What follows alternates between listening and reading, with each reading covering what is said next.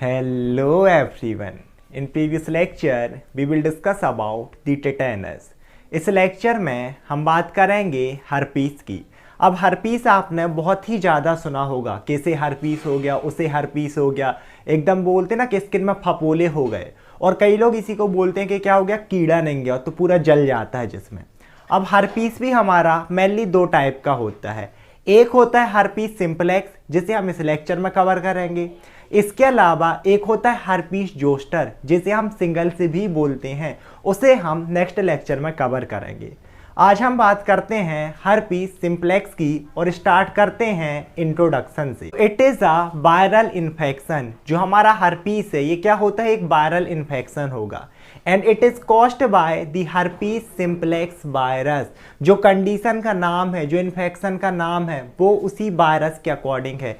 किसके थ्रू ये कॉज होता है, हर्पीस सिंप्लेक्स वायरस के through. That is the reason किसका नाम हो गया, हर्पीस। इसके बाद आगे बात करते हैं कुछ और इंपॉर्टेंट चीजों की, जैसे कि it can affect different parts of body. ये हमारे बॉडी को डिफरेंट पार्ट्स को अफेक्ट कर सकता है ना। स्पेसिफिकली पूरी आप स्किन ले लो, चाहे वो हैंड्स में हो गई, बैक में हो गई, इसके अलावा हमारी आई हो गई, ईयर हो गई, लगभग सारे पार्ट्स को अफेक्ट कर सकता है। But most commonly it affect mouth and genital region. सबसे ज्यादा किसे किसे अफेक्ट करता है, माउथ एरिया को हो गया, इसके साथ साथ जो जेनाइटल एरिया हो गया। और इन कंडीशन को हम कुछ स्पेसिफिक नेम भी दे देते हैं, जैसे कि माउथ में अगर है तो हमने बोल दिया ओरल हर्पीस, है ना। अगर जेनाइटल रीजन में अफेक्ट कर रहा तो उसे हम कह देते हैं जेनाइटल हर्पीस। इसके बाद आगे अगर देखें तो बहुत ही इंपॉर्टेंट नोट करने वाली चीज है कि it is possible that someone have herpes simplex but it does not experiencing symptoms और साइन। मीन्स ऐसा भी हो सकता है कि किसी एक पर्सन की बॉडी में हर्पीस सिंप्लेक्स वायरस प्रेजेंट है, उस पर्सन को हर्पीस इन्फेक्शन भी है, लेकिन कोई भी सिम्टम्स देखने में नहीं आ रहे। बोलोगे भाई ये तो आप एकदम बिल्कुल अजीब ही बता रहे हो कि वायरस बॉडी में है, पैथोजन बॉडी में है, लेकिन साइन और सिम्टम्स नहीं आ रहे, कैसे? तो देखो, हमने देखा था ना कि जैसे हमने देखा था क्लॉस्ट्रीडियम टेटेनाई, उसके स्पोर्स भी तो जा रहे थे पिछले ही लेक्चर में हमारी बॉडी में, और बॉडी के बाहर भी चले जा रहे थे स्टूल के फॉर्म में, और कुछ भी नहीं किया था, क्योंकि जो वो स्पोर्स थे वो थे डोरमेंट फॉर्म में। सेम एस ये जो वायरस है हर्पीस सिंप्लेक्स वायरस, जो हमारी बॉडी की नर्व्स हैं उनमें डोरमेंट स्टेट में प्रेजेंट होता है। डोरमेंट स्टेट मतलब होता है इनएक्टिवेट, सो रहे हैं आराम से वायरस, कोई दिक्कत नहीं है। लेकिन जैसे तो कोई सिम्टम्स भी नहीं है, लेकिन जैसे ही कुछ ट्रिगर्स आएंगे, है ना, जो इसे एक्टिवेट कर सकते हैं। So there are some triggers which activate the virus.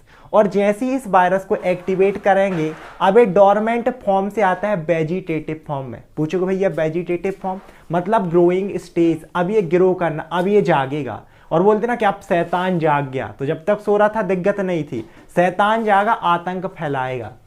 जैसे ये जागता है, इन नर्व एंडिंग से सीधे मूव कर देता है हमारी स्किन्स में, और स्किन्स में जाके इट रिजल्ट इन ब्लिस्टर्स। ये क्या बनाएगा, ब्लिस्टर्स बनाता है बहुत सारी। बोलोगे भैया ब्लिस्टर्स क्या, यहाँ पर लिखा हुआ है, ठीक है। It result in flute field blister. Blister का मतलब होता है फपोले, आपने सुने होंगे, वही जो मैं बता भी रहा था। कई लोग बोलते कीड़े नहीं, एकदम फपोले हो गए, ठीक है। तो ये होते हैं ब्लिस्टर्स। कैसे, फ्लूट फिल्ड, इनमें एक सफेद सफेद पानी सा भरा होता है। इसके बाद होगा क्या, ये जो ब्लिस्टर होते हैं, पहली चीज दे टिंगल, है ना, इसमें टिंगलिंग वाली एक फीलिंग होती है, मतलब ऐसा लगता है बहुत सारी सुइयां एक साथ चुभ रही हैं। इसके साथ साथ ये कैसे रहेंगे, दे बर्न, ये जलते हैं पेशेंट में। साथ ही साथ हम बात कर रहे हैं तो इचिंग या फिर इच, ये जो ब्लिस्टर है ना, क्या क्या हो रहा है, इनमें टिंगलिंग की फीलिंग है, ऐसा लगेगा कि एकदम सुइयां चुभ रही हैं। दूसरी चीज बहुत ज्यादा खुजलाते हैं, इचिंग। और तीसरी चीज दे बर्न, ये एकदम बहुत ज्यादा जलते हैं पेशेंट, बहुत तेज दर्द होता है हर्पीस में।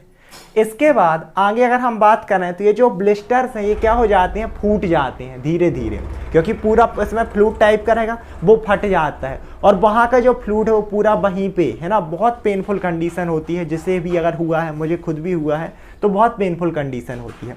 उसके बाद जब ये ओपन होते हैं क्रस्ट, मतलब वहीं पर क्रस्ट का मतलब परतें बना लेना, कि जहाँ पर भी आपको हुआ था ना हर्पीस, ब्लिस्टर्स हुए थे, पूरी वहाँ परतें बन जाएंगी, जो कि धीरे धीरे जाती हैं। इसके बाद अब आगे हम देखते हैं आखिर वो कौन से ट्रिगर्स हैं जो इसे एक्टिवेट कर सकते हैं।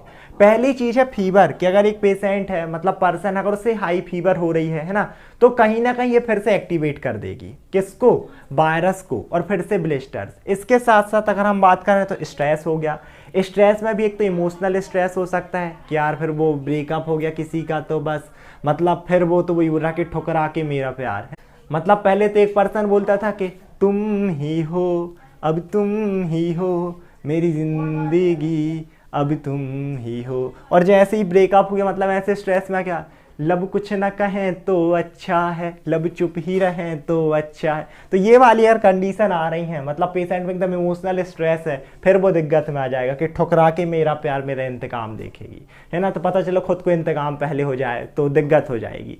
इसके बाद हम बात करते हो फिजिकल स्ट्रेस भी हो सकता है। पर्सन बहुत ज़्यादा काम कर रहा है, यहाँ पर सिर्फ हम जिम की बात नहीं कर रहे, कई लोगों के ऐसी लाइफ एक्सपोजर होते हैं, सुबह 6 बजे उठ रहे हैं, रात के 12-1 पर सो पा रहे हैं, ऐसी कंडीशन ही होती है, काम होते हैं, तो वो स्ट्रेस हो गया। इसके साथ साथ अगर स्ट्रेस हो रहा पेशेंट में, हम जो फिजिकल की बात कर रहे हैं थकावट, तो एक जो फटीक है, एक्सट्रीम फटीक, वो भी इसी का कॉज है।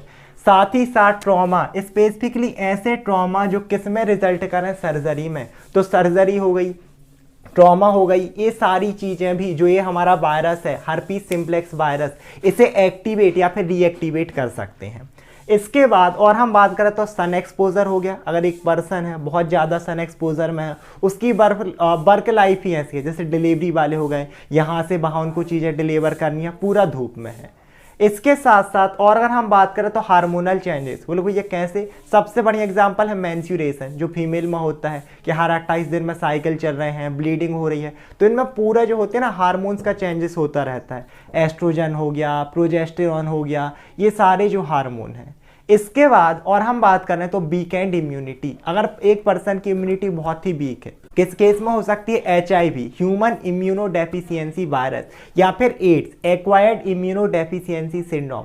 तो क्योंकि पेशेंट की इम्यूनिटी बहुत कम है, जहां वायरस डोरमेंट में था उसे पेशेंट को नुकसान नहीं पहुंचाना था, क्योंकि उसे HIV है, इम्यूनिटी इतनी कम है कि वो बॉडी को अब नुकसान पहुंचाएगा ही, क्योंकि उसे मौका मिल गया ना कि ये कमजोर है, इसे तो एकदम पकड़ लो, जकड़ लो। इसके बाद अगर हम कॉज की बात करें तो वो तो मैंने आप लोगों को बता ही दिया कि कौन सा वायरस कॉज करेगा, हर्पीस सिंप्लेक्स वायरस। इसके बाद एक बहुत इंपॉर्टेंट चीज यहाँ पर लिखी हुई है IP, जिसे हम बोलते हैं इंक्यूबेशन पीरियड। वैसे मैंने हर बार बताता हूँ फिर से, इंक्यूबेशन पीरियड का मतलब होता है ऐसा टाइम कि जिस दिन जो हर्पीस सिंप्लेक्स वायरस है एक पर्सन की बॉडी में आया और उससे कितने दिन बाद उस पर्सन में साइन और सिम्टम्स आए। मीन्स ये किस किस का टाइम है, the time between the entry of virus and the first sign और सिम्टम्स अपीयर्स, कि हमारी मतलब सिर्फ वायरस नहीं, पैथोजन कोई भी चाहे बैक्टीरिया हो, वो एक पर्सन की बॉडी में आया, उससे कितने दिन बाद उसे पहला सिम्टम्स आया, that is incubation period IP। और अगर हम स्पेसिफिकली अगर हर्पीस की बात करें तो जो इसका इंक्यूबेशन पीरियड है it is about 0 to 26 days, है ना, 0 से लेके 26 डेज तक। लेकिन जो टिपिकली IP है that is 6 to 12 days, means 6 से 12 दिन में सिम्टम्स आने लगते हैं। इसका सिंपल सा मतलब है कि एक पर्सन है, उसकी बॉडी में हर्पीस सिंप्लेक्स वायरस ने आज एंट्री ली, तो लगभग 1 हफ्ते बाद या 6 से 12 दिन बाद उसमें सिम्टम्स देखने को हमें मिल जाएंगे। अब हम देखते हैं type of herpes simplex virus. यहाँ पर बहुत इंपॉर्टेंट चीज़ नोट करने वाली ये है कि हम हर्पीस सिंप्लेक्स वायरस के टाइप देख रहे हैं। हर्पीस जो सिंप्लेक्स है इस इन्फेक्शन के टाइप नहीं देख रहे, क्योंकि इसका कोई भी एक टाइप या फिर स्पेसिफिक सब टाइप होता ही नहीं है। ये जनरली हमारी बॉडी के डिफरेंट पार्ट्स को अफेक्ट करता है। हम टाइप देख रहे हैं उस वायरस के जो कि हमारी बॉडी में हर्पीस सिंप्लेक्स इन्फेक्शन कॉज करता है। और ये जो वायरस है it is mainly of 2 type, एक होता है हर्पीस सिंप्लेक्स वायरस 1 और एक रहेगा हर्पीस सिंप्लेक्स वायरस 2। अगर हम हर्पीस सिंप्लेक्स वायरस 1 की बात करें so it is generally cause the oral herpes. ये कौन सा हर्पीस कॉज करेगा, ओरल हर्पीस। अब बोलो भैया ओरल हर्पीस इसे क्यों बोल रहे हैं, टाइप तो नहीं है, इसका कोई भी टाइप या सब टाइप नहीं होता, लेकिन हाँ हर्पीस मेनली जिस लोकेशन को अफेक्ट करेगा, मीस हमने देखा था ब्लिस्टर बन रहे थे, है ना, फ्लूट फील्ड, सार्स बन रहे थे, कुछ घाव बन रहे थे जो कि बर्न कर रहे थे, तो ये जो घाव हो गए, ये जो ब्लिस्टर्स हो गए, जिस लोकेशन को ज़्यादा अफेक्ट कर देते हैं हम एक नाम दे देते हैं कि ओरल में ज़्यादा अफेक्ट कर रहा है तो ओरल हर्पीस। तो जो हमारा हर्पीस टाइप बन रहेगा ये कहाँ पर ब्लिस्टर कॉज करेगा या फिर सार्स कॉज करेगा, माउथ का जो रीजन हो गया, इसके अराउंड लिप्स हो गई यहाँ पर। इसके अलावा यहाँ पर भी नोट करना, मैंने दो चीज़ें लिखी हैं कि it generally cause oral herpes. तो जनरली इसलिए बोल रहे हैं क्योंकि ये देखा गया है कि जो हर्पीस सिंप्लेक्स वायरस 1 है ये सिर्फ हमारा जो माउथ है इसके अराउंड या फिर इसके अंदर ही ब्लिस्टर कॉज करता है, जेनाइटल में नहीं करता। लेकिन कुछ केसेस में ऐसा भी देखा गया है कि यहाँ ओरल जो रीजन है यहाँ पर तो ब्लिस्टर कॉज करेगा, लेकिन इसके साथ साथ जो जेनाइटल रीजन है वहाँ भी कॉज कर सकता है ब्लिस्टर। लेकिन उसमें भी ये देखा गया है कि प्राइमरली इनिशियली ये माउथ के अराउंड ही ब्लिस्टर कॉज करता है। उसके बाद अगर एक पर्सन है जो कि इम्यूनोसप्रेसेंट है, उसकी इम्यूनिटी बहुत अच्छी नहीं है, तब ये जाकर जेनाइटल एरिया में अफेक्ट करेगा। दैट्स वाई हमने बोला प्राइमरली अफेक्ट ओरल हर्पीस या कॉज ओरल हर्पीस, कि प्राइमरी यही करेगा, उसके बाद जेनाइटल में कर सकता है या फिर हमारे बॉडी के अदर्स पार्ट में भी कॉज कर सकता है, जो कि हम आगे देखेंगे।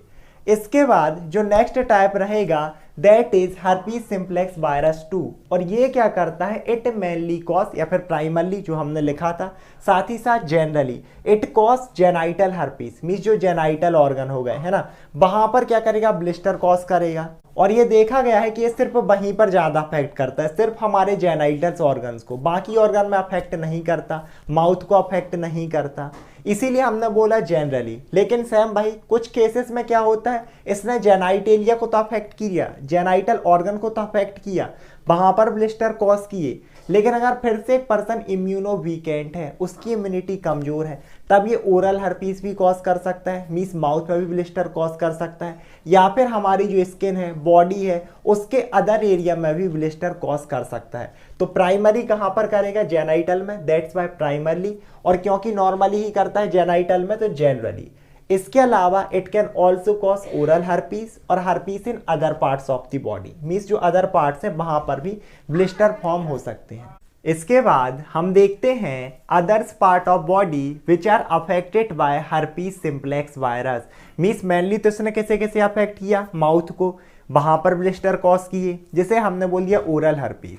इसके बाद इसने अफेक्ट किया हमारे जेनाइटेलिया को, वहां पर ब्लिस्टर कॉज किए, जिसे हमने बोल दिया जेनाइटल हर्पीस। लेकिन इनके अलावा और कौन कौन से ऑर्गन है जहां पर ये अफेक्ट कर सकता है, तो सबसे पहले हम बात करें तो हमारी आइज, जो किसी भी एक पर्सन की आइज है, ये वहां पर इन्फ्लामेशन कॉज कर सकते हैं, स्पेसिफिकली जो कॉर्निया वाला एरिया है, तो वहां पर रेडनेस, पेन, इरिटेशन, ये सारी चीजें देखने मिलेंगी। इसके अलावा क्योंकि आई रिलेटेड रहता है ऑक्यूलर से, और ऑक्यूलर में इन्फ्लामेशन हो रहा, हम देखें तो इन्फेक्ट हो रहा, किस वजह से, हर्पीस वायरस की वजह से, तो हमने इसे एक स्पेसिफिक नाम दे दिया ऑक्यूलर हर्पीस। इसके बाद ये जो है अफेक्ट कर सकता है हमारे ब्रेन और स्पाइनल कॉर्ड को, और ब्रेन और स्पाइनल कॉर्ड में एक कवरिंग प्रेजेंट होती है जो कि इन्हें प्रोटेक्शन देती है, जिसे हम कहते हैं मेनिंजाइटिस। अगर हर्पीस वहां पर जा रहा और इन्फ्लामेशन कॉज कर रहा, इस कंडीशन को बोला जाता है हर्पीस मेनिंजाइटिस। मेनिंजाइटिस क्या हो गया, मेनिंजिस का इन्फ्लामेशन, और किस वजह से, हर्पीस की वजह से, हर्पीस सिंप्लेक्स वायरस की वजह से, दैट्स बाय हर्पीस मेनिंजाइटिस। इसके अलावा अगर हम बात करें सिर्फ स्पेसिफिकली ब्रेन की, कि मान लो उसने मेनिंजिस को तो अफेक्ट नहीं किया, कवरिंग को अफेक्ट नहीं किया, लेकिन ब्रेन के अंदर जाकर उसने इन्फ्लामेशन कॉज कर लिया, उसके वजह से डिस्फंक्शंस हो रहे हैं, इस चीज को बोला जाता है हर्पीस एन्सेफेलाइटिस। एन्सेफेलॉन निकला ब्रेन से, आइटिस मतलब वहां पर इन्फ्लामेशन, किस वजह से, हर्पीस सिंप्लेक्स की वजह से। इसके बाद अगर हम और अदर्स पार्ट की बात करें तो ये किसे अफेक्ट कर सकता है, लिवर को, और अगर लिवर में इन्फ्लामेशन कॉज करेगा तो हेपेटाइटिस, किस वजह से, हर्पीस की वजह से, तो इसे हम कह सकते हैं हर्पीस हेपेटाइटिस। सेम एस अगर ईसोफेगस में इन्फ्लामेशन कॉज करता है तो हर्पीस ईसोफेगाइटिस, मींस ईसोफेगस का इन्फ्लामेशन हर्पीस सिंप्लेक्स वायरस की वजह से। इसके साथ साथ और हम बात करें तो लंग्स में भी इन्फ्लामेशन कॉज कर सकता है, जिसे हम कहते हैं हर्पीस निमोनिया, कि जनरली तो डिप्लोकोकस निमोनी या फिर आपने स्ट्रेप्टोकोकस निमोनी सुना होगा, वो निमोनिया कॉज करता है। लेकिन अगर पर्सन इम्यूनो सप्रेसेंट है, वीकेंड है, उसे एड्स है या फिर HIV है, तब जो हर्पीस सिंप्लेक्स वायरस है वो पेशेंट के लंग्स में जाकर वहां पर निमोनिया कॉज कर सकता है, और ऐसे निमोनिया को हम एक स्पेसिफिक नेम दे सकते हैं, दैट इज हर्पीस निमोनिया। अब हम बात करते हैं पैथोजेनेसिस ऑफ हर्पीस सिंप्लेक्स की। तो पैथोजेनेसिस, जैसे कि मैंने बार बार बताया है, दो शब्द से मिलकर बना है। पहला जो वर्ड है दैट इज पैथो, पैथो जो रिलेटेड होता है वो है डिसीज से, और सेकेंड जो वर्ड है that is genesis, means generate होने की प्रोसेस। तो कोई भी इन्फेक्शन, कोई भी डिसीज हमारी बॉडी में कैसे जनरेट हो रहा, उसकी क्या प्रोसेस है, उसे ही हम बोलते हैं पैथोजेनेसिस। लेकिन पैथोजेनेसिस को समझने से पहले हमें समझना पड़ेगा इसके स्प्रेड को, मीन्स मोड ऑफ ट्रांसमिशन, कि कैसे हमारा जो हर्पीस वायरस है ना, चाहे वो हर्पीस सिम्प्लेक्स वायरस 1 हो या फिर हर्पीस सिम्प्लेक्स वायरस 2, किस तरीके से ये जो वायरस है, ये जो इन्फेक्शन है, एक इन्फेक्टेड पर्सन से एक हेल्दी पर्सन में ट्रांसमिट होता है, क्योंकि उसी के बाद तो बॉडी में आएगा, पूरी प्रोसेस होगी। तो पर्टिकुलरली इसका जो स्प्रेड है, हमारा हर्पीस सिम्प्लेक्स वायरस है, चाहे टाइप 1 हो या फिर टाइप 2 हो, these are the most contagious. ये जो इन्फेक्शन है बहुत ही ज़्यादा कंटाजियस होता है, मीन्स हाईली कंटाजियस, एक पर्सन से दूसरे पर्सन में बहुत जल्दी फैलता है। कैसे?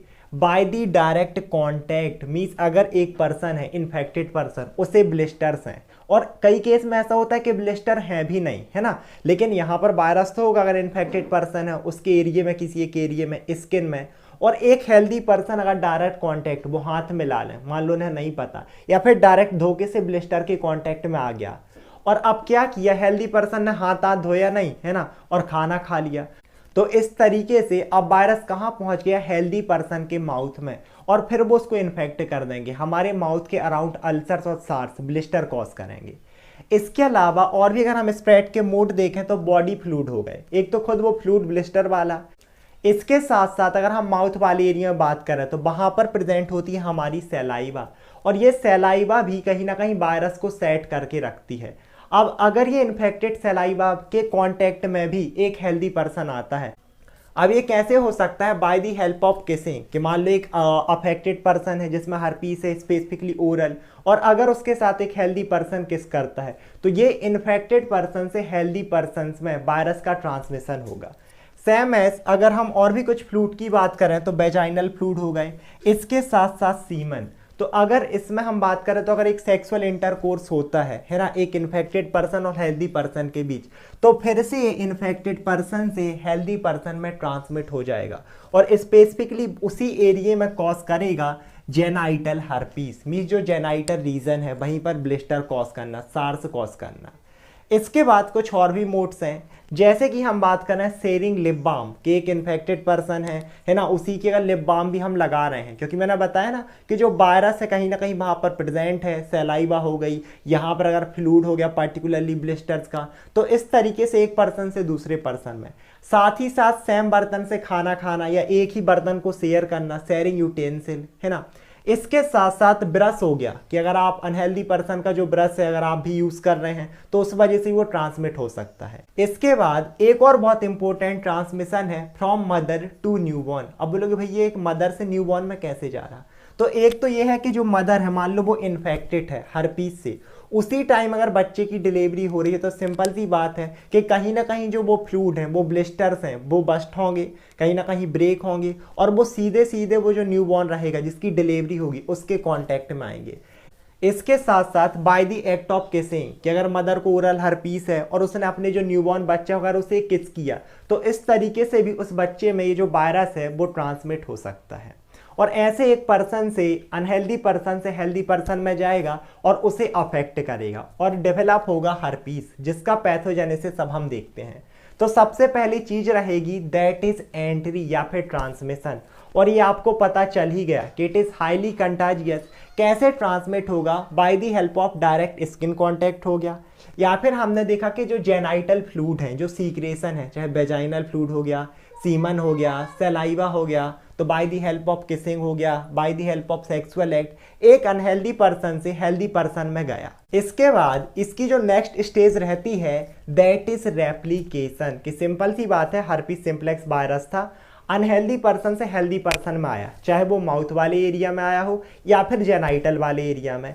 अब सिंपल सी बात है वहां पर स्किन है, और स्किन में आप देखोगे तो इपीथीलियल सेल, तो जो वायरस है वो इपीथीलियल सेल में एंटर्स करेगा, चाहे वो माउथ की हो या फिर जेनाइटल रीजन की, और वहां पर रेप्लिकेशन होगा, मीन्स आप बोल सकते हो डिवीजन होना, ये अपना नंबर इंक्रीज करते जाते हैं।